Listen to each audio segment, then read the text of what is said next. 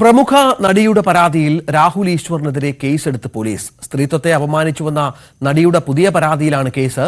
Ernakulam central പോലീസാണ് കേസെടുത്തത്. നിരന്തരം സ്ത്രീത്വത്തെ അപമാനിക്കുന്നെന്ന് കാട്ടി പ്രശസ്ത നടി നൽകിയ പരാതിയിലാണ് രാഹുൽ ഈശ്വറിനെതിരെ കേസെടുത്തിരിക്കുന്നത്. എറണാകുളം സെൻട്രൽ പോലീസാണ് കേസെടുത്തത്. BNS 79, IT ആക്ട് 67 എന്നിവ പ്രകാരമാണ് കേസ്.